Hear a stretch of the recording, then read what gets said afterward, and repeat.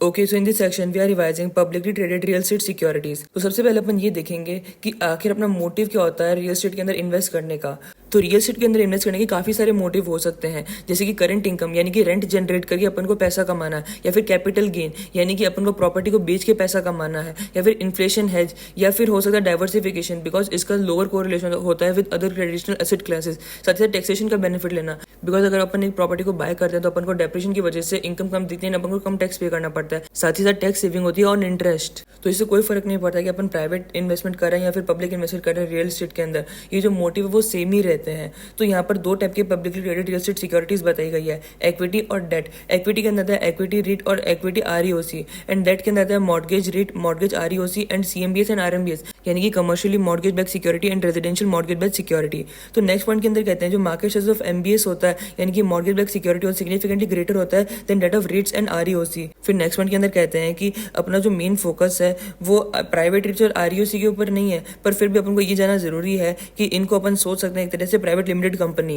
अपना यहाँ पर जो फोकस है वो इक्विटी रीट्स के ऊपर है, उसकी प्रॉपर्टीज एंड उसकी वैल्यूएशन के ऊपर। ओके, तो सबसे पहले अपन देखेंगे रीट्स का आखिर स्ट्रक्चर क्या होता है। तो यहाँ पर ये समझने की कोशिश करके आखिर अपन रीट्स के अंदर करते क्या है। अपन यहाँ पर प्रॉपर्टीज को खरीदते हैं एंड अपन उसे रेंट जनरेट करते हैं। तो यहाँ पर ये समझने की कोशिश करो कि अब उस प्रॉपर्टी को अपन कैसे कैसे ले सकते हैं। पहला तो ऑप्शन है कि अपन उसको डायरेक्टली खरीद लिया यानी कि डायरेक्टली ओन कर लिया प्रॉपर्टी को, तो इससे अपन को काफी सारा टैक्स पे करना पड़ सकता है, अपन को भी सामने वाली पार्टी को भी। तो इसकी जगह अपन चाहे तो अम्ब्रेला पार्टनरशिप रीट्स के अंदर भी एंटर हो सकते हैं, जिसको अपन अप रीट बोलते हैं, एंड साथ ही साथ अपन डाउन रीट्स के अंदर भी एंटर हो सकते हैं। ओके, तो सबसे पहले अपन पढ़ेंगे अप रीट्स के बारे में यानी कि अम्ब्रेला पार्टनरशिप रीट्स के बारे में। तो अब इसको इस डायग्राम की मदद से समझने की कोशिश करो। इसके अंदर कहते हैं सपोज एक बंदा यानी कि पोटेंशियल सेलर है, उसने जो प्रॉपर्टी 700 मिलियन में खरीदी थी वो अपन को यानी कि रीट्स को बेचना चाहता है 1200 मिलियन में, यानी कि रीट्स से एक्वायर करेगा प्रॉपर्टी फॉर 1200 मिलियन। अब अगर वो सीधा ऐसे डायरेक्टली ट्रांजेक्शन कर देगा, जो सीधा 700 की प्रॉपर्टी वो 1200 में बेचा यानी कि 500 मिलियन का उसको फायदा हो रहा है, यानी कि उसकी टैक्स लाइबिलिटी बन जाएगी। अब इस टैक्स लाइबिलिटी को डेफर करने के लिए वो एक ऐसी पार्टनरशिप फॉर्म करता है। तो इस सिचुएशन के अंदर जो रीट्स है वो डायरेक्टली बाय नहीं कर रहा है प्रॉपर्टी को, इंस्टेड यहाँ पर जो पार्टनरशिप है वो बाय कर रही है प्रॉपर्टी को। हेंस यहाँ पे जो पोटेंशियल सेलर है वो लिमिटेड पार्टनर बन जाता है, एंड साथ ही जो रीट्स है उसका कंट्रोलिंग स्टेक आ जाता है एंड वो जनरल पार्टनर बन जाता है। ओके, तो नेक्स्ट पॉइंट पढ़ेंगे डाउन रीट्स के बारे में। अब यहाँ पर ये समझने की कोशिश करो कि अपन ने जो पिछला वाला देखा था अप रीट्स, इसके अंदर केवल एक ही पार्टनरशिप बनाई गई थी, बट यहाँ पर कहते हैं कि अगर अपन मल्टीपल पार्टनरशिप बनाते हैं यानी कि अपन कई सारे लोगों के साथ ऐसी ऐसी नई पार्टनरशिप में एंटर कर सकते हैं, तो अपन उसको डाउन रीट्स कहेंगे। अब हो सकता है मन के अंदर ये सवाल आए कि यार अपन एक प्रॉपर्टी थोड़ा ना खरीदेंगे रीट्स के अंदर, तो अपन कई सारी प्रॉपर्टी खरीदेंगे तो पार्टनरशिप बननी है। पर यहाँ पर अपन को ये चीज समझनी चाहिए कि अगर एक पार्टनरशिप बन रही है एंड अगर कोई दूसरा बंदा अपनी प्रॉपर्टी बेच रहा है, तो अपन उसी पार्टनरशिप के अंदर उसको बुला सकते हैं ना, उसको वापस एक लिमिटेड पार्टनर बना सकते हैं, यानी कि अपन को यहाँ पर फायदा हो सकता है। यानी कि एक ही पार्टनरशिप के अंदर अपन एक और लिमिटेड पार्टनर बनाते गए, यानी कि लिमिटेड पार्टनर बढ़ते जा रहे हैं और अपन तो जनरल पार्टनर है, एंड यहाँ पर टैक्स सेविंग यानी कि टैक्स लाइबिलिटी है वो डेफर होती जा रही है।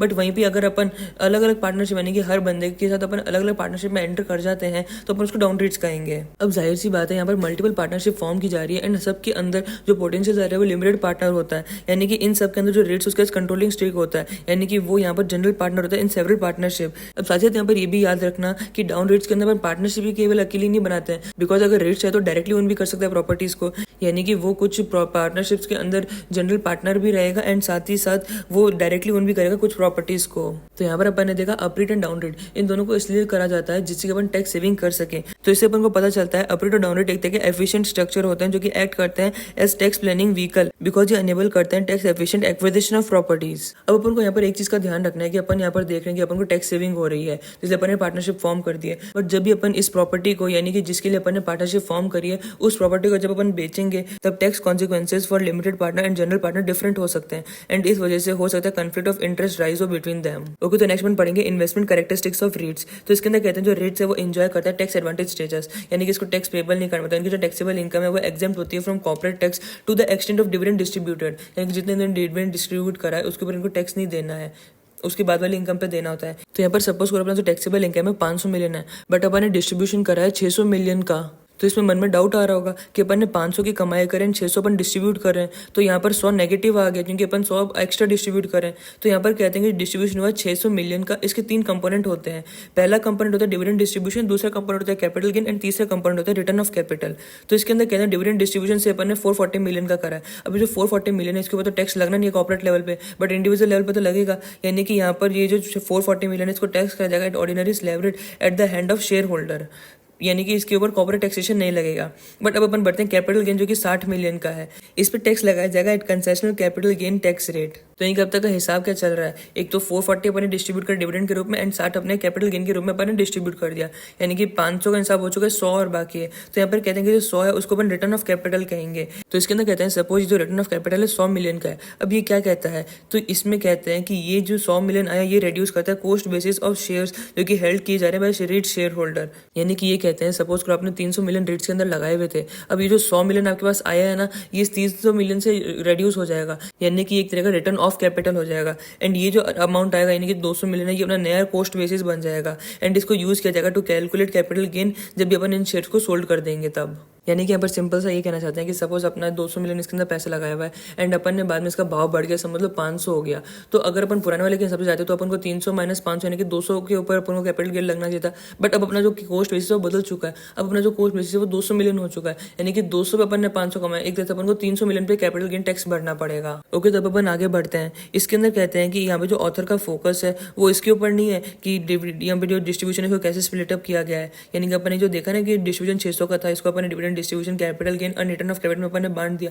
इसके ऊपर ऑथर का फोकस ही नहीं है, उसका जो फोकस है वो रिट्स के टैक्स एडवांटेज स्टेटस के ऊपर है। ओके, तो नेक्स्ट इसके अंदर कहते हैं कि एक रिट्स एंजॉय करता है टैक्स एडवांटेज स्टेटस अगर 3 कंडीशन को फुलफिल कर देता है। तो फर्स्ट कंडीशन में कहते हैं रिट्स का specified majority income and asset relate करना चाहिए तो इनकम प्रोड्यूसिंग प्रॉपर्टी। इसके एक्सप्लेनेशन में कहते हैं कि जो रेगुलेटर है वो चाहता ही नहीं कि जो रिट्स है वो एंगेज हो किसी भी तरह की प्रॉपर्टी डेवलपमेंट और प्रॉपर्टी ट्रेडिंग प्रोग्राम के अंदर। यानी कि यहाँ पर कहना चाहते हैं कि जो इनकम होगी यानी कि जो अपन कमाई करेंगे वो रेंट के जरिए होनी चाहिए, प्रॉपर्टी को बेच के खरीद के नहीं होनी चाहिए। ओके, तो नेक्स्ट कंडीशन के अंदर कहते हैं कि जो रेट्स है उनको डिस्ट्रीब्यूट करना होगा almost all of their potentially taxable income to the share holder, यानी कि ऑलमोस्ट उनको more than 90% of their income को एक तरह से डिस्ट्रीब्यूट करना पड़ेगा शेयर होल्डर को। इसके एक्सप्लेनेशन में कहते हैं कि जो रेगुलेटर्स है वो नहीं चाहते कि जो रेट्स है वो एग्रेसिव हो जाए एंड ग्रो करे at a fast phase. Okay, तो फिर लास्ट कंडीशन के अंदर कहते हैं कि जो रेट्स है वो ज्यादा फाइनेंशियल लेवरेज का यूज नहीं कर सकते हैं, यानी कि उनके ऊपर लिमिट लगा दी गई है ऑन डेट इक्विटी रेशियो जिससे कि उनको कर्व कर सकें टू यूज फाइनेंशियल लेवरेज, यानी कि रेट ज्यादा लेवरेज नहीं ले सकते हैं, यानी कि डेट ज्यादा उठा नहीं सकते हैं।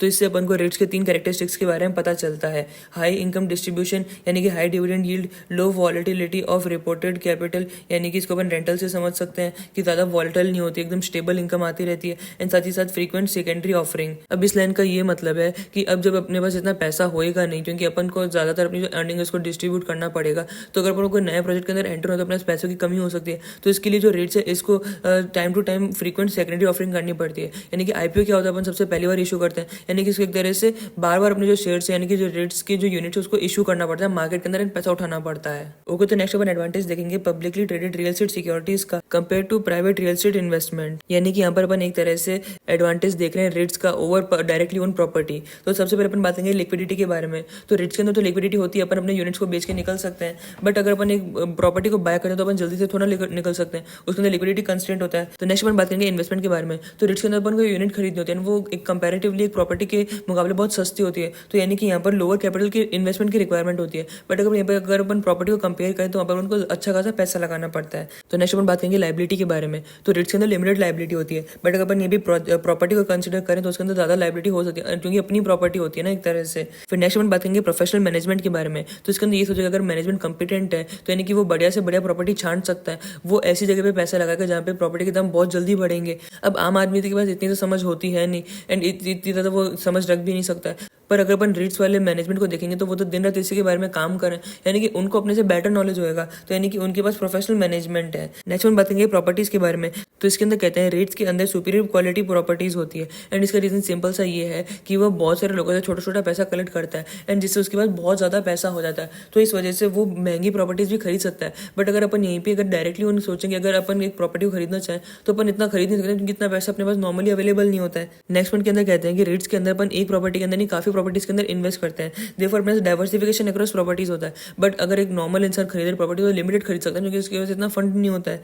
एंड लास्ट वन बात करेंगे protection on account of regulation concerning financial reporting and corporate governance. इसके अंदर कहते हैं जितने भी इशूज होते हैं ना लीगलिटी के इशूज या फिर जितने भी कॉर्पोरेट गवर्नेंस और फाइनेंशियल रिपोर्टिंग के इशूज वो रेट्स वाला आराम से हैंडल कर सकता है बिकॉज वो इस चीज में एकदम माहिर है। बट अगर यहीं पे अगर अपन खुद के ऊपर ले आए यानी अगर अपन डायरेक्टली उनको करें प्रॉपर्टी तो अपन अपनी इस चीज के अंदर एक्सपर्टीज नहीं होगी, देयरफॉर यहाँ पर अपने को इस तरह से प्रोटेक्शन नहीं मिल पाएगा। बट रेट्स अपन को प्रोटेक्शन प्रोवाइड कर सकता है। तो यहाँ पर तो अपन ने देखा था एडवांटेज रेट्स का compare to directly own property यानी कि private real estate investment. But अब अपन कंपेयर करेंगे रेट्स को आरईओसी से यानी कि रियल एस्टेट ऑपरेटिंग कंपनी से अपन रेट्स को कंपेयर करेंगे। तो इसके अंदर कहते हैं कि जो रेट्स है वो उसको सफर करना पड़ता है ऑन अकाउंट ऑफ हाई पे out and stable revenue stream. यानी ये चीज अपन ने थोड़ी देर पहले पढ़ी थी कि ये जो रेट्स है उसको हाई पे आउट करना पड़ता है यानी कि अर्निंग का ज्यादातर पोर्शन इसको डिस्ट्रीब्यूट करना पड़ता है। एंड साथ ही साथ इसका जो इनकम होगा वो रेंटल इनकम होना चाहिए, ना कि अपने कैपिटल गेन की वजह से वो इनकम हो, यानी कि प्रॉपर्टी को बेचने से ज्यादा इनकम नहीं होना चाहिए। तो ये लिमिटेशन तो अपन ने देख ली, पर इसके अंदर इसको फायदा भी तो मिल रहा है, इसको टैक्स एडवांटेज मिल रहा है, यानी कि इसको टैक्स पे नहीं करना पड़ता है, यानी कि no taxation of rates at the corporate level. But यहीं पे अगर अपन आरईओसी को देखेंगे यानी कि रियल एस्टेट ऑपरेटिंग कंपनीज को देखेंगे तो वो एंजॉय करते हैं greater operating and financial flexibility. साथ ही साथ वो एंगेज हो सकते हैं in trading and developmental activities के अंदर, जो कि रेट्स के अंदर अलाउ नहीं था। साथ ही साथ अगर वो चाहे तो सिग्निफिकेंटली लेवरेज भी यूज कर सकते हैं। बट अगर अपन को याद हो तो वहां पर लिमिट लगाई गई थी लेवरेज के ऊपर, वहां पर इतना ज्यादा अपन रेट्स के अंदर अपन इतना ज्यादा लेवरेज नहीं ले सकते थे। एंड साथ ही साथ वो ग्रो कर सकते हैं यूजिंग रिटेन अर्निंग, यानी कि आरईओसी के अंदर अपन रिटेन अर्निंग यानी कि अपन ज्यादा डिविडेंड डिस्ट्रीब्यूट नहीं करेंगे, अपन रिटेन कर लेंगे अर्निंग को एंड उससे अपन ग्रो करने की कोशिश करेंगे। बट ये चीज अलाउ नहीं थी अंडर रेट्स। ओके, तो अपन ने यहाँ पर काफी एडवांटेज इसके देख लिए। बट अब अपन पढ़ेंगे disadvantage of publicly traded real estate securities, यानी कि रेट्स के क्या डिसएडवांटेज होते हैं। तो सबसे पहले इसके अंदर कहते हैं कि यहाँ पर टैक्स डिसएडवांटेज होता है। इसके अंदर सोचो डेप्रिसिएशन टैक्स शील्ड को। साथ ही साथ इसके अंदर कहते हैं कि यहाँ पर जो टैक्स डेफरल है वो पॉसिबल होता है only in case of direct investment. Rates के अंदर ये पॉसिबल नहीं है।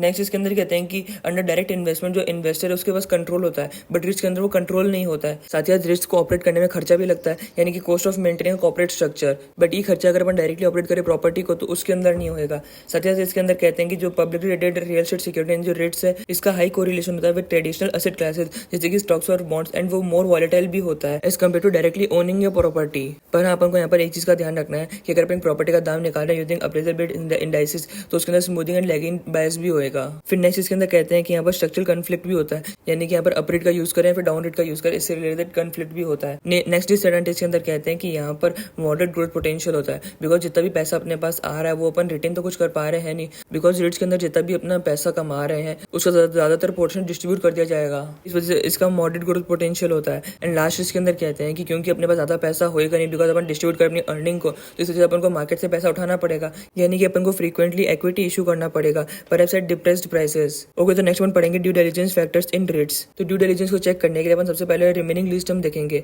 इसमें अपन प्रेफर करेंगे short term in expansionary economy, because expansionary economy के अंदर जो रेंट है वो इंक्रीज होती रहती है। देयरफॉर अगर शॉर्ट टर्म है यानी कि थोड़ा सा टाइम ही बचा है, लीज एक्सपायर होने ही वाली है, तो अपन इसको रिलीज कर सकते हैं एट हायर रेंट। ओके, तो नेक्स्ट ड्यू डिलिजेंस फैक्टर के अंदर अपन बात करेंगे इन्फ्लेशन प्रोटेक्शन के बारे में।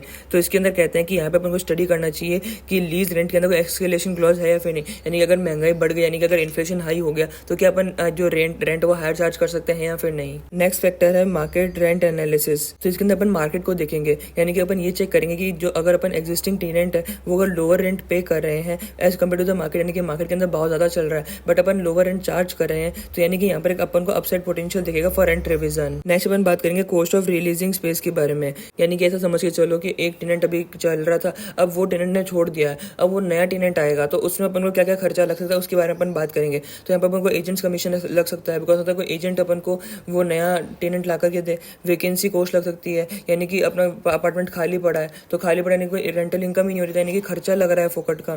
तथा cost of work to be done for new tenant, यानी कि अगर कोई नया टेनेंट आ रहा है तो हो सकता है उसको कोई स्पेसिफिक रिक्वायरमेंट हो तो उसके लिए अपन को कुछ खर्चा करना पड़े, तो उन सब कॉस्ट को भी कंसिडर करना पड़ेगा।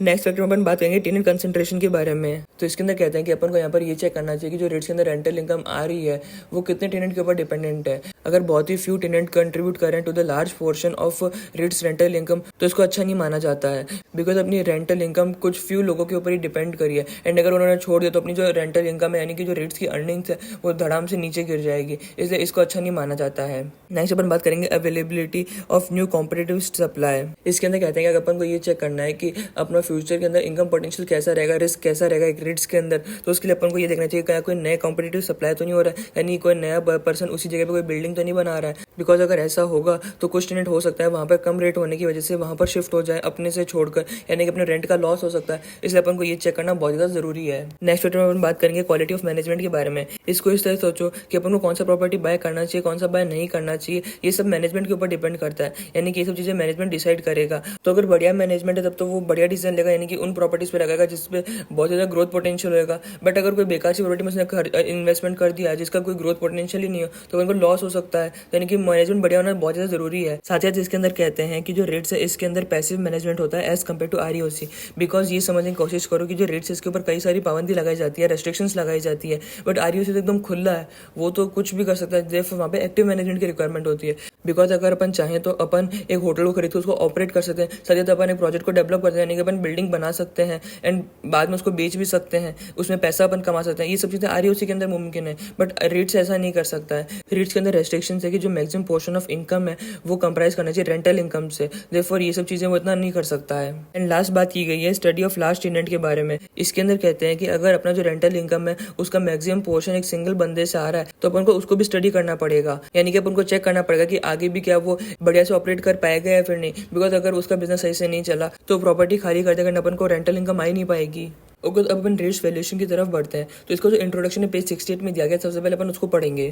तो इसके अंदर कहते हैं रेट्स हो या फिर आरईओसी, इन दोनों के अंदर ही जो अकाउंट्स है उनको मेंटेन किया जाता है ऑन हिस्टोरिकल कॉस्ट बेसिस। इसका मतलब है कि यहाँ पर जो बीवीपीएस यानी कि बुक वैल्यू पर शेयर है वो एज पर बैलेंस शीट होगा, वो अनरिलायबल माना जाएगा। एंड अपन को यहाँ पर मार्केट वैल्यू का यूज करना चाहिए एंड अपन को मूव करना चाहिए टुवर्ड्स एनएवी पर शेयर, यानी कि अगर अपन मार्केट वैल्यू से एनएवी पर शेयर की तरफ जा रहे हैं तो अपन को उसके अंदर एडजस्टमेंट करने पड़ेंगे। सिमिलरली इसके अंदर कहते हैं जो अकाउंटिंग इनकम है यानी कि जो पैट है उसको भी अनएक्सेप्टेबल माना जाता है एंड उसको भी एडजस्ट करना पड़ेगा for depreciation, change in DTL, DTA and loss और गेन ऑन प्रॉपर्टी। एंड इससे अपन एफएफओ एंड एएफएफओ की तरफ बढ़ सकते हैं, यानी कि अगर अपन को पैट यानी कि अकाउंटिंग इनकम से एएफएफओ या फिर एफएफओ की तरफ जाना है तो उसके लिए अपन को उसके अंदर एडजस्टमेंट करने पड़ेंगे। तो अब अपन अपने राइटअप की तरफ वापस आते हैं। तो इसके अंदर कहते हैं अपने को जो फोकस है लार्जर पिक्चर के ऊपर करना है। जो यहाँ पे अपन को समझना है रीट्स एक तरह का क्लोज एंडेड म्यूचुअल फंड है जो कि ट्रेड किया जा रहा है एक्सचेंज के अंदर, एंड वो होल्ड कर रहा है large number of income producing property जो कि फाइनेंस की गई है ओनली मॉडरेटली बाई डेट, यानी कि इन प्रॉपर्टीज को खरीदने के लिए अपने डेट का कम से कम यूज करा है। ओके, तो यहाँ पर कहते हैं कि रेट्स का वैल्यूएशन यानी कि रेट्स को वैल्यू करने के 3 तरीके हो सकते हैं। पहला तरीका होता है कि अपन को यूज करना चाहिए एसिड बेस्ड वैल्यूएशन का। इसके अलावा अगर अपन चाहें तो रिलेटिव वैल्यूएशन जिसको अपन मल्टीप्लायर अप्रोच कहते हैं उसका भी यूज कर सकते हैं। एंड साथ ही अगर अपन चाहें तो डीसीएफ मेथड का भी यूज कर सकते हैं। ओके, तो अब अपन इन मेथड को थोड़ा डिटेल में पढ़ेंगे। तो सबसे पहले अपन पढ़ेंगे एसिड बेस्ड वैल्यूएशन के बारे में। तो इसके अंदर अपन एनएवी पर शेयर निकालते हैं। तो एनएवी पर शेयर आखिर होता क्या है? अब इसमें ये सोचने की कोशिश करो कि अपन एसिड बेस्ड वैल्यूएशन कर रहे हैं, यानी कि एसेट माइनस लायबिलिटी करना है divide by number of unit करना है। अब यहाँ पर ये समझने की कोशिश करो कि रेट्स के अंदर ज्यादातर एसेट्स कौन सी होगी, वो प्रॉपर्टीज होगी, यानी कि अपन यहाँ पे प्रॉपर्टी की वैल्यू डालनी होगी। एंड प्लस हो सकता है कि और भी कोई छोटी मोटी एसेट हो, यानी कि कैश हो सकता है कि और कोई आपका अपने अकाउंट्स रिसीवेबल हो, यानी कि सब टाइप की एसेट्स हो सकती है। यानी कि अपन value of property plus other asset करेंगे। अब यहाँ पे जो एसेट्स है वो हार्ड एसेट होनी चाहिए, यानी कि अपन यहाँ पर सॉफ्ट एसेट जैसे कि गुडविल और इंटेंजिबल एसेट हो गई है इनको अपन इंक्लूड नहीं करेंगे। अपन को यहाँ पर केवल हार्ड एसेट को इंक्लूड करना है। एंड इससे अपन लेस कर देंगे लायबिलिटीज को। लायबिलिटी यानी कि टोटल डेट अपन यहाँ पर लेस करेंगे। एंड यहाँ पे भी जो टोटल डेट है वो हार्ड डेट लिया जाएगा, यानी कि अपन यहाँ पर डीटीएल को इंक्लूड नहीं कर सकते हैं। तो यहाँ पे अपन ने क्या करा, सबसे पहले अपन ने एसेट ली जिसके अंदर value of properties plus other asset, and इससे अपन ने लेस का टोटल डेट को, ये जो आएगा इसको अपन ने डिवाइड करा नंबर ऑफ यूनिट से, तो इससे अपना एनएवी पर शेयर आ जाएगा। तो अब सबसे बड़ा सवाल ये आता है कि हमें वैल्यू ऑफ प्रॉपर्टी कैसे निकालेंगे, बिकॉज अपन ने भी थोड़ी देर पहले देखा बैलेंस शीट के अंदर प्रॉपर्टीज को शो किया जाएगा at the historical cost, but ये तो अनएक्सेप्टेबल है। देयरफॉर अपन को यहाँ पर वैल्यू ऑफ प्रॉपर्टी निकालनी होगी। वैल्यू ऑफ प्रॉपर्टी को निकालने के लिए अपन cash NOI 1 divided by cap rate करेंगे। तो सबसे बड़ा सवाल यह है कि अगर इन दोनों कंपोनेंट को निकाला कैसे जाएगा, यानी कि कैश एनओआई 1 और कैप रेट को आखिर निकाला कैसे जाएगा। तो स्टेप 1 के अंदर अपन कैलकुलेशन देखेंगे ऑफ कैश एनओआई 1। तो इसके अंदर कहते हैं अपन को लास्ट ईयर का एनओआई लेना है एंड इसके अंदर अपन को लेस करना है नॉन कैश रेंट को, बिकॉज इसके अंदर ये समझने की कोशिश करो कि अपने पीएनएल के अंदर अक्रूवल बेसिस पे रेंट रिकॉर्ड करी है, बट अपन को यहाँ पर कैश रेंट चाहिए। तो इसका मतलब है अपन को यहाँ पर जो नॉन कैश रेंट है उसको हटाना पड़ेगा जिससे कि कैश रेंट आ जाए। एंड साथ ही अपन यहाँ पर अब ऐड करेंगे increase in NOI on account of acquisition made last year, यानी कि ये कहना चाहता है कि अपन को अपने एनओआई को बढ़ाना पड़ेगा। एंड ये बढ़ाया इसलिए जाएगा बिकॉज हो सकता है अपन ने लास्ट ईयर में कोई प्रॉपर्टी को परचेज करो एंड उससे कोई रेंटल आ रहा हो, यानी कि अपने पिछले साल तो वो रेंटल नहीं था बट इस साल से आना चालू हुआ हो, तो अपन को उसका एडजस्टमेंट करना पड़ेगा। साथ ही साथ हो सकता है पिछले मिड ऑफ द ईयर में अपन ने कोई प्रॉपर्टी को परचेज करा एंड उसकी वजह से अपने पास मिड ऑफ द ईयर से रेंटल आना चालू हुआ, तो पिछले साल का तो वो आधे साल का था, तो अपन को उसको एडजस्ट करना पड़ेगा पूरे साल के लिए, यानी कि एक तरह से अपन को उसको भी एडजस्ट करते हुए चलना पड़ेगा। तो ये जितना भी अमाउंट आएगा इसको अपन मल्टीप्लाई कर देंगे ग्रोथ रेट से, बिकॉज जितने की फिगर्स है वो सारे के पिछले साल वाले बेसिस पे थे, तो इसलिए इसको एनओआई 1 लाने के लिए यानी कैश एनओआई 1 लाने के लिए अपन इसको ग्रोथ रेट से मल्टीप्लाई कर देंगे। तो यहाँ पर अपना कैश NOI 1 निकल जाएगा। अब नेक्स्ट यहाँ पर एक नोट है, इसके अंदर कहते हैं कंसिडर करो एक तरह का लीज एग्रीमेंट जिसके अंदर 3 साल का रेंटल आने वाला है, 1,00,000, 1,20,000 और 1,40,000। तो इससे अपना एवरेज रेंटल निकल जाएगा 1,20,000। तो अपना ये कंप्राइज करता है non cash rent of 20,000 for year 1। Therefore जो कैश रेंट फॉर ईयर 1 है वो हो जाएगा 1,20,000 माइनस 20,000 यानी कि 1,00,000। तो अपन स्टेप 2 की तरफ बढ़ते हैं, यानी कि अब अपन कैलकुलेट करना सीखेंगे कैप रेट को। तो कैप रेट को डेराइव करने के लिए अपन सिमिलर प्रॉपर्टीज का यूज करते हैं, यानी कि NOI of for similar properties divided by market value of similar properties. इससे अपना कैप रेट आ जाएगा। बिकॉज अगर अपन को फॉर्मूला याद हो तो मार्केट वैल्यू ऑफ प्रॉपर्टी के लिए अपन क्या करते थे, अपन उसका कितना NOI आ रहा है उसको डिवाइड बाय कैप रेट कर देते थे, क्योंकि अपन ने पिछले चैप्टर के अंदर पढ़ा ही था। तो इसके अंदर एक तरह से अपन ने कैप रेट को उधर लेके चले गए दूसरी साइड, एंड दूसरे वाले को मार्केट वैल्यू को अपन नीचे लेकर के आ गए। तो इस कैप रेट का फॉर्मूला आ गया NOI of similar property divided by market value for similar property. तो यहाँ पे भी एक नोट है, इसके अंदर कहते हैं कि अपन ने जो स्टेप 2 पढ़ा है, ये जो कैप रेट निकालने वाला, ये ऐसा रीजन है जिसकी वजह से जो प्राइस ऑफ रीट्स है वो डिफरेंट होगा फ्रॉम NAV पर शेयर। बिकॉज यहाँ पर ये समझने की कोशिश करो कि अपन यहाँ पर जो सिमिलर प्रॉपर्टी ले रहे हैं वो प्राइवेट वाली हो सकती है, एंड देयरफॉर उनका जो रिक्वायर्ड रेट ऑफ रिटर्न है वो अलग हो सकता है। देयरफॉर एक तरह से जो cap rate for public investor है रियल एस्टेट के अंदर वो हो सकता है different from that of prevailing in the private real estate space. तो इस वजह से अगर अपन को ऑप्शन दे दिया जाए तो अपन उस रीट्स को चूज करेंगे, यानी कि सेलेक्ट करेंगे उस रीट्स को जिसके अंदर प्राइस टू NAV पर शेयर रेशियो है वो लीस्ट होएगा। ओके, तो नेक्स्ट यहाँ पर एक एग्जांपल दिया गया है, तो इसके अंदर अपन को NAV पर शेयर कैलकुलेट करना है। तो यहाँ पर ये समझने की कोशिश करो कि यहाँ पर NAV पर शेयर का आखिर फॉर्मूला क्या होता है। इसके लिए अपन जो असेट माइनस लायबिलिटी करते हैं divide by number of unit कर देते हैं। अब यहाँ पे लायबिलिटी के रूप में यहाँ पे टोटल डेट दिया हुआ 25 मिलियन का, यानी कि माइनस अपन को करना 25 मिलियन। अब यहाँ पे ऐड करना पड़ेगा अपन को असेट्स को। तो अपन असेट को कैसे कैलकुलेट करेंगे उसके बारे में देखते हैं। तो उसके लिए सबसे पहले अपन को कैलकुलेट करना पड़ेगा वैल्यू ऑफ प्रॉपर्टी को। वैल्यू ऑफ प्रॉपर्टी को कैलकुलेट करने के लिए अपने पास कैश NOI 1 होना चाहिए, एंड उसको अपन डिवाइड करेंगे कैप रेट से। तो यहाँ पर सबसे पहले अपन को ये देखना चाहिए कि NOI for similar property 50 million दिया हुआ है, and market value of similar property 500 million दिया हुआ है, यानी कि 50/500 कर देंगे तो यह आ जाएगा कैप रेट ऑफ 10%। तो यानी कि डिनोमिनेटर तो अपना सॉल्व हो चुका है। अब अपन को ऊपर वाले पे आ जाना चाहिए, यानी कि अब अपन कैलकुलेट करना सीखेंगे कैश NOI को। तो अब यहाँ पर ये देखो कि लास्ट ईयर का NOI 120 मिलियन का दिया हुआ है, और यहाँ पे नॉन कैश रेंट है वो 5 मिलियन का है, यानी कि 120 माइनस 5 कर देंगे तो यह जाएगा 115 मिलियन। साथ ही यहाँ पे इंक्रीज इन NOI है on account of acquisition made last year 15 million का, तो अपन यहाँ पर 115 ऐड कर देंगे, यानी कि आ जाएगा 130 मिलियन। अभी 130 मिलियन तो पिछली बार वाला आया है, अब इसको अपन को ग्रोथ रेट से एडजस्ट भी करना पड़ेगा। अब यहाँ पर सवाल रहता है कि ग्रोथ रेट आखिर होगा क्या। तो यहाँ पर ये समझने की कोशिश करो कि अपन को यहाँ पे कैप रेट दिया हुआ है 10% एंड डिस्काउंट रेट दिया हुआ है 12%, एंड कैप रेट आखिर होता क्या है, यानी कि KC माइनस G होता है। तो यानी कि अपन पास KC पर है 12% एंड जो कैप रेट है वो है 10%, यानी कि इससे अपन ग्रोथ निकालेंगे 2% का, तो यानी कि 130 इंटू 1.02 कर देंगे तो यह आ जाएगा 132.6 मिलियन का। तो 132.6 मिलियन अपना निकल चुका है कैश NOI। अपन इसको डिवाइड करेंगे कैप रेट से, एंड अपना कैप रेट था 10%, यानी कि ये निकल जाएगा 1326 मिलियन। अपन अब इसके अंदर ऐड करेंगे अदर एसेट्स को, यानी कि अपन यहाँ पर कैश इन हैंड ऐड करेंगे 2 मिलियन का, एंड अकाउंट रिसीवेबल ऐड करेंगे 8 मिलियन का, यानी कि अपन टोटल यहाँ पे 10 ऐड करेंगे, तो यानी कि याद आ गया 1336। इसके अंदर अपन लेस करेंगे 25, क्योंकि अपना ये डेट था, तो ये आ जाएगा 1311। इसको अपन डिवाइड करेंगे नंबर ऑफ यूनिट से, तो यानी कि अपन इसको 10 से डिवाइड करेंगे 10 मिलियन से, तो ये आ जाएगा 131.1। तो ये है अपना NAV पर शेयर। ओके, तो ये अपना पहला मेथड यहाँ पे कंप्लीट हो चुका है। अपन नेक्स्ट मेथड की तरफ बढ़ते हैं। यहाँ पे अपन पढ़ेंगे रिलेटिव वैल्यूएशन और मल्टीप्लायर अप्रोच। तो यहाँ पर अपन FFO एंड AFFO को कैलकुलेट करना सीखेंगे। तो सबसे पहले अपन FFO की तरफ बढ़ते हैं। तो यहाँ पर ये सोचो कि FFO एक तरह का कंटिन्यूइंग इनकम होता है, इसको अपन को एक तरह का CFO मानना चाहिए, यानी कि अपन यहाँ पर CFO निकालना चाहते हैं। यहाँ पर बस ये सोचो, तो CFO को कैलकुलेट करने के लिए, यानी कि FFO को कैलकुलेट करने के लिए अपन स्टार्ट करते हैं अकाउंटिंग नेट अर्निंग से of the REITs next year. तो सपोज करो 500 मिलियन है, तो अब यहाँ पर ये सोचो कि ये एक तरह का नेट इनकम है। तो अगर अपन को नेट इनकम तो जानना है CFO के ऊपर, तो अपन क्या करते हैं, कोई भी तरह का नॉन कैश चार्जेस या फिर इनकम मतलब उसको अपन एडजस्ट करते हैं, साथ ही साथ वर्किंग कैपिटल एडजस्टमेंट भी करते हैं। तो यहाँ पे अपन को ये करना है, अगर अपन को डेप्रेशन दिखता है तो अपन ऐड कर देंगे, बिकॉज अपन CFO निकालने के लिए उसको ऐड करते थे।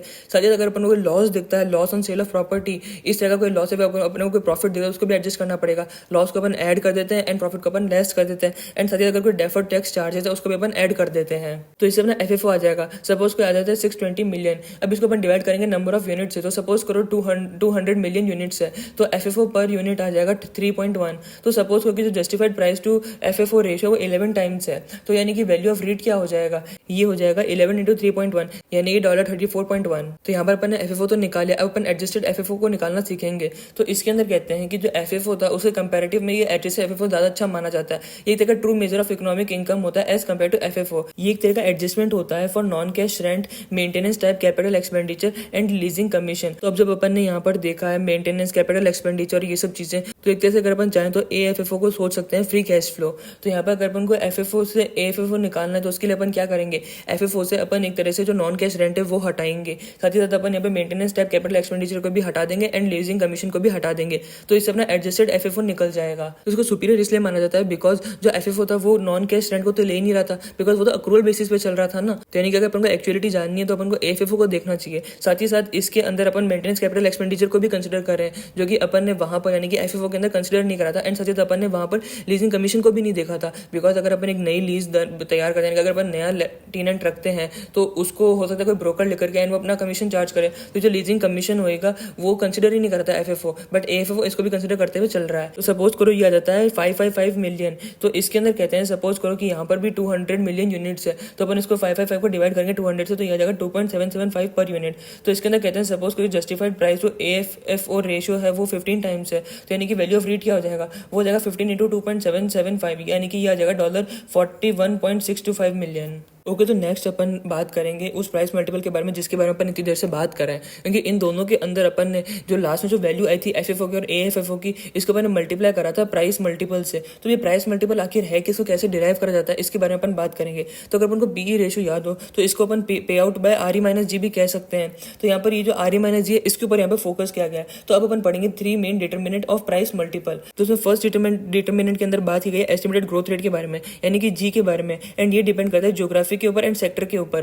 तो इसको इस तरह सोचो कि जिस जगह पे अपन ने पैसा लगाया है वो जगह बहुत ही ज्यादा अच्छी है, वो एरिया की रेट ऑफ डबल ट्रिपल होने वाले हैं, तो यानी कि इसका मतलब है कि वहाँ पे जो ग्रोथ रेट है बहुत ही ज्यादा होगी। तो इससे अपन को पता चलता है कि जो ग्रोथ रेट है वो डिपेंड करता है ज्योग्राफी के ऊपर। नेक्स्ट इसी अपन सेक्टर के बारे में सोचते हैं। तो सपोज अपन को लगता है कि ई-कॉमर्स की ग्रोथ की वजह से जो वेयर हाउस है इसका काम आगे जाके बहुत ही ज्यादा बढ़ने वाला है, इसलिए अपन ने वेयर हाउस को भाड़े पे देना चालू कर दिया। एंड आगे जाकर ऐसा ही हुआ, जो वेयर हाउस वाले सेक्टर है इसके अंदर बहुत ज्यादा ग्रोथ होती गई, जिस वजह से जो अपने रेंट होती है वो बढ़ती जा रही है। तो इसका मतलब जो सेक्टर है वो डिसाइड करता है अपना ग्रोथ रेट क्या होएगा। नेक्स्ट इसी तरह से अपन सेकंड डिटरमिनेंट के बारे में बात करेंगे, जो कि risk of rental income to be generated. तो यहाँ पर अपन बात करेंगे उस रिस्क के बारे में जो कि कहता है कि आगे जाकर वो रेंटल इनकम अपने पास आ भी पाएगी या फिर नहीं आ पाएगी। तो ये रिलेटेड होता है to business risk, geography, sector and management quality के ऊपर। तो बिजनेस रिस्क के अंदर सभी टाइप के रिस्क आ जाते हैं जो कि रिलेटेड होते हैं to the risk core operation, यानी कि वो किस तरह से अर्न करता है, रिटेन करता है, ग्रो करता है अपने रेंटल इनकम को, वो सब इसके अंदर आ जाएगा। नेक्स्ट में बात करेंगे ज्योग्राफी के बारे में। तो इसके अंदर कहते हैं अगर अपनी प्रॉपर्टीज ऐसे एरिया में लोकेटेड है जिसके अंदर स्ट्रॉन्ग मार्केट है, यानी कि बहुत ही अच्छी जगह पे लोकेटेड है, तो वहाँ पे कम से कम रिस्क होएगा, यानी कि वहाँ पर स्टेबल इनकम अपने पास आती रहेगी। नेक्स्ट इसी तरह से अपन बात करेंगे सेक्टर के बारे में। तो इसके अंदर कहते हैं कि अगर अपन ऐसे सेक्टर में इन्वेस्ट करें जो कि आगे जाके बहुत ज्यादा ग्रो होने वाला है, तो उसमें अपन को स्टेबल रेंटल इनकम की आशंका रहेगी, साथ ही साथ उसमें बढ़ भी सकती है इनकम। एंड इसी तरह से बात की मैनेजमेंट क्वालिटी के बारे में। तो इसके अंदर कहते हैं कि अगर मैनेजमेंट क्वालिटी यानी कि मैनेजमेंट अगर दिमाग बहुत ही बढ़िया चलता है, बहुत ही अच्छे से सोच विचार करके वो प्रॉपर्टी लेता है, तो वो ऐसी जगह पे प्रॉपर्टी लेगा जहाँ पे सबसे कम से कम रिस्क हो एंड बढ़िया से बढ़िया रेंट आ सके। बट अगर वो बेकार मैनेजमेंट है तो एकदम बेकार से बेकार जगह पे अगर उसने इन्वेस्ट करे तो अपना जो पैसा पूरा डूब ही जाएगा, क्योंकि ना कैपिटल एप्रिसिएशन हो पाएगा ना अपना रेंटल इनकम आ पाएगी, क्योंकि वहाँ पे कोई रहना ही नहीं चाहेगा। तो इस वजह से जो मैनेजमेंट की क्वालिटी है बहुत ज्यादा इंपॉर्टेंट फैक्टर मानी जाती है। And next upon third determinant की तरफ बढ़ते हैं जो कि फाइनेंशियल रिस्क। तो फाइनेंशियल रिस्क डेट से रिलेटेड होता है, यानी कि यहाँ पर अपन बात करते हैं रिस्क के बारे में on account of use of debt by rates. तो यहाँ पर अगर अपन को याद आ रहा हो तो अपन ने डेट से रिलेटेड वहाँ पर एक पहले पॉइंट देखा था जिसके अंदर कहते हैं रेट्स के ऊपर लिमिट होती है on the use of financial leverage. तो यहाँ पर एक हिंट है, यहाँ पर ये समझने की कोशिश करो कि अपना जो पहला वाला फैक्टर था वो तो ग्रोथ रेट से रिलेटेड है। तो अगर अपन नीचे वाले फॉर्मूले को देखें PE रेशियो वाले में, तो यहाँ पे पे आउट बाय RE-G था, तो यहाँ पर G के बारे में बात ही गई है। बट अगर अपन सेकंड और थर्ड फैक्टर को देखें वो दोनों रिस्क से रिलेटेड है। तो अब जब यहाँ पर रिस्क यानी कि रिक्वायर्ड रेट ऑफ रिटर्न तो आना ही है, तो यानी कि ये दोनों RE से रिलेटेड है। ओके, तो यहाँ पर अपना सेकंड मेथड भी कंप्लीट हो चुका है। तो रिमेंबर अपना जो फर्स्ट मेथड था वो था एसेट बेस्ड वैल्यूएशन एंड जो सेकंड मेथड था वो अपना था रिलेटिव वैल्यूएशन। अब अपन थर्ड मेथड की तरफ बढ़ते हैं जो कि DCF मेथड। तो इसके अंदर कहते हैं सिंस जो रेट्स है वो पे करता है सिग्निफिकेंट डिविडेंड, तो जो DDM है उसको रेडीली यूज किया जा सकता है फॉर रेट्स वैल्यूएशन। तो यहाँ पर अपन क्या करते हैं कि जो डिविडेंड अपने पे करते जा रहे हैं उसको अपन CF मोड के अंदर डाल देंगे एंड अपन वैसा ही करेंगे जो कि अपन मल्टी पीरियड DDM के अंदर अपन करते थे। अब यहाँ पर एक बहुत इंपॉर्टेंट चीज कही गई है, इसके अंदर कहते हैं कि इस अप्रोच के अंदर जो अपन यूज करते हैं RE वो पब्लिक इन्वेस्टर का होता है, rather than less preferred capital rate of private properties जो कि अपन यूज करते हैं इन NAV पर शेयर के अंदर। यानी कि इसमें कहना चाहते हैं जो फर्स्ट मेथड अपन ने देखी थी यानी कि एसेट बेस्ड वैल्यूएशन, उसके अंदर अपन ने क्या करता है, उसके अंदर अपन NAV पर शेयर निकालते थे एंड NAV पर शेयर निकालने के अपन वैल्यू ऑफ प्रॉपर्टी निकालते थे एंड वैल्यू ऑफ प्रॉपर्टी को निकालने के लिए अपन cash NOI 1 divided by cap rate करते थे। अब वहाँ पे जो कैप रेट होता था वो एक तरह का कैप रेट होता था ऑफ प्राइवेट प्रॉपर्टी मार्केट। पर इस मेथड के अंदर यानी कि DCF मेथड के अंदर अपन जो RE यूज करेंगे वो RE होगा ऑफ पब्लिक इन्वेस्टर। ओके, तो यहाँ पर अपने तीनों मेथड कंप्लीट हो चुके हैं। अब अपन नेक्स्ट टॉपिक की तरफ बढ़ते हैं, जो कि रीट सब टाइप्स। ओके, तो इसके अंदर कहते हैं जस्ट एज अपन ने देखे थे सेक्टोरल म्यूचुअल फंड, इसी तरह से अपने यहाँ पे सेक्टोरल रीट्स भी होते हैं। तो यहाँ पर कुछ टाइप के रीट्स बताए गए हैं, एंड ये है retail रीट्स, office रीट्स, industrial रीट्स, multi family residential रीट्स, storage रीट्स, health care रीट्स, diversified रीट्स and hotel रीट्स। तो इन सब सेक्टोरल रीट्स के अंदर अपन को कुछ चीज़ों का ध्यान रखना होगा। तो इसके अंदर कहते हैं कि जो रिस्क है वो हाईएस्ट माना जाएगा उन रीट्स के अंदर जो कि कंसंट्रेट करते हैं ऑन प्रॉपर्टीज जिनका डिमांड फ्लक्चुएट हो सकता है widely in the short term, जैसे कि होटल्स, बिकॉज वो तो पूरा सिक्लिकल बिजनेस होता है। अगर इकोनॉमी स्लो डाउन के अंदर आ गई तो जो होटल्स उनकी डिमांड तो खत्म ही हो जाएगी। ओके, तो नेक्स्ट पॉइंट के अंदर कहते हैं कि उन रीट्स के अंदर रिस्क हाईएस्ट माना जाएगा जो कि कंसंट्रेट करते हैं ऑफ प्रॉपर्टीज जिसमें dislocation between demand and supply likely to happen होगा। इसके अंदर बात की है offices, hotel and health care के बारे में, यानी कि यहाँ पर कहना चाहते हैं ऐसी रीट जो कि इन्वेस्ट करती है उन प्रॉपर्टीज के अंदर जिसमें demand and supply quickly fall कर सकती है आउट ऑफ बैलेंस, उसके अंदर बहुत ज्यादा रिस्क होएगा। अब इसके अंदर होटल का तो एक्सप्लेनेशन साफ है कि अगर इकोनॉमी स्लो डाउन के अंदर आ गई तो इनके तो डिमांड खत्म हो जाएगा। पर नेक्स्ट हम बताएंगे ऑफिसेज के बारे में। इसके अंदर ये सोचो कि अब जो कल्चर है वो वर्क फ्रॉम होम की तरफ जा रहा है, यानी कि ऑफिसेज की डिमांड कम होती जा रही है, पर बिल्डिंग्स तो अभी तक बन चुकी होगी ना, यानी कि बिल्डिंग्स की सप्लाई ज्यादा है, यानी कि ओवर सप्लाई है, पर जो डिमांड है उसकी कम है, यानी कि यहाँ पर एक तरह से मिसमैच है बिटवीन डिमांड एंड सप्लाई। तो इसी तरह से अपन बात करेंगे हेल्थ केयर के बारे में। इसके अंदर अपन सोचो हॉस्पिटल्स के बारे में। तो यहाँ पर ये सोचो कि अपनी ऐसी रीड है जो कि इन्वेस्ट करती है हॉस्पिटल प्रॉपर्टीज के अंदर। तो यहाँ पर ये सोचो कि अगर पेशेंट्स की डिमांड एकदम कम हो गई, यानी कि एकदम खत्म हो गई, तो फिर क्या होगा? तो एक तरह से अपनी सप्लाईज को वो कट बैक करना चालू कर देंगे, यानी कि एक तरह से अगर उन्होंने पूरी जगह भाड़े पे ली हुई थी तो पूरी नहीं लेंगे ना, वो कट बैक कर देंगे, बोलेंगे यार इतनी की मेरे को जरूरत ही नहीं तो मैं इतना क्यों लूं। तो यानी कि एक तरह से यहाँ पर मिसमैच है between demand and supply, and इस वजह से अपने को लॉस हो सकता है काफी ज्यादा। ओके, तो इसी तरह से अपन नेक्स्ट बात करेंगे पॉपुलेशन ग्रोथ के बारे में। तो इसके अंदर कहते हैं जो पॉपुलेशन ग्रोथ सिग्निफिकेंटली अफेक्ट करता है storage REIT and health care REIT को। तो यहाँ पर हेल्थ केयर रीट का तो एकदम साफ है, बिकॉज जितनी ज्यादा पॉपुलेशन बढ़ रही है, यानी कि इसका मतलब है उतने ज्यादा लोग है, यानी कि हॉस्पिटल्स के अंदर जो पेशेंट्स है वो बढ़ जाएंगे, यानी कि इसका मतलब ये तो डायरेक्टली अफेक्ट करेगा एक तरह से हेल्थ केयर रेट को। बट अगर अपन सोचे स्टोरेज रेट के बारे में तो वो होता क्या, पहले तो ये समझने की कोशिश करो। तो स्टोरेज रेट्स के अंदर एक तरह से जो लॉकर और हो गए वो आएंगे। तो इसके अंदर कहते हैं जैसे जैसे पॉपुलेशन बढ़ती जा रही है, यानी कि मोर स्टफ आता जा रहा है, यानी कि डिमांड इंक्रीज हो रही है फॉर स्टोरेज यूनिट्स, यानी कि population growth and storage units directly affect करते हैं एक दूसरे को। अगर पॉपुलेशन बढ़ती जाएगी तो स्टोरेज यूनिट्स इनकी डिमांड भी बढ़ती जाएगी। ओके, तो लास्ट अपन बात करेंगे जॉब क्रिएशन के बारे में। तो इसके अंदर कहते हैं जो जॉब क्रिएशन सिग्निफिकेंटली अफेक्ट करता है office REIT, multi family REIT and hotel REIT को।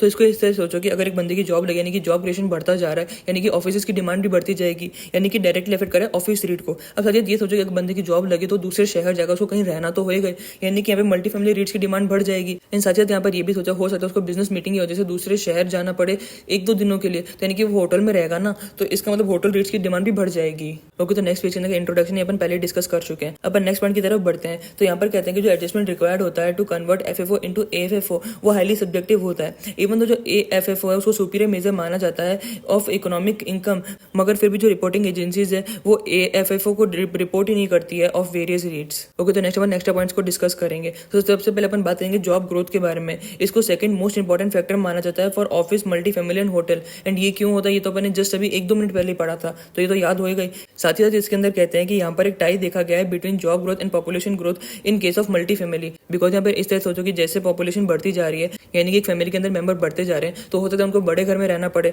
यानी कि हो सकता है वो अपार्टमेंट किराए पे ले ले, यानी कि मल्टी फैमिली रेट्स की जो डिमांड है वो बढ़ जाएगी। एंड साथ ही जॉब ग्रोथ अगर अपन देखें, अगर एक बंदे की जॉब दूसरे शहर में लगती है तो वो ऐसे तो कहीं पे तो रहेगा ना, यानी कि मल्टी फैमिली रेट्स की डिमांड बढ़ जाएगी। ओके, तो सिमिलरली नेक्स्ट अपन बात करेंगे रिटेल सेल्स ग्रोथ के बारे में। ये सेकंड मोस्ट इंपॉर्टेंट फैक्टर माना जाता है for shopping centre rates and industrial warehouse. तो अगर अपन को याद हो रिटेल सेल्स के अंदर अपन बात करते हैं मॉल्स और के बारे में, यानी कि वहाँ पे जो आउटलेट्स, यहाँ पे जो दुकान है उनके बारे में यहाँ पे बात की जाती है। तो इसके अंदर कहते हैं कि अगर रिटेल सेल्स के अंदर ग्रोथ होगी तो डायरेक्टली इफेक्ट करेगा शॉपिंग सेंटर रेट्स को, साथ ही साथ वो इफेक्ट करेगा इंडस्ट्रियल वेयर हाउस को भी, बिकॉज जैसे सोचो कि वहाँ पे सामान आएगा कहाँ से, उसको वेयर हाउस पे रखना पड़ेगा ना, तभी तो वहाँ पे सामान आ पाएगा। इसका मतलब इंडस्ट्रियल वेयर हाउस की भी डिमांड इससे अफेक्ट होगी। नेक्स्ट अपन बात करेंगे पॉपुलेशन ग्रोथ के बारे में। तो इसको सेकंड मोस्ट इंपॉर्टेंट फैक्टर माना जाता है for health care, multi family and storage में। तो अगर अपन को याद हो, अपन ने थोड़ी देर पहले यही पढ़ा था, अगर पॉपुलेशन बढ़ती जा रही है तो यानी कि हेल्थ केयर यानी कि हॉस्पिटल्स की डिमांड है वो बढ़ती जाएगी। साथ ही साथ मल्टी फैमिली यानी कि अगर उनका परिवार बड़ा होता जा रहा है, यानी कि वो कहीं ना कहीं तो रहेंगे, बड़े घर में रहेंगे अब, तो यानी कि यहाँ पे मल्टी फैमिली यानी कि अपार्टमेंट की जो डिमांड है वो भी बढ़ती जाएगी।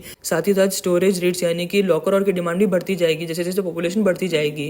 एंड यहाँ पे लास्ट बात की सप्लाई वर्सेस डिमांड के बारे में। इसको थर्ड मोस्ट इंपॉर्टेंट फैक्टर माना जाता है for hotel, health care and office space के अंदर। एंड इसका रीजन क्या होता है अपन ने थोड़ी देर पहले ही पढ़ा था।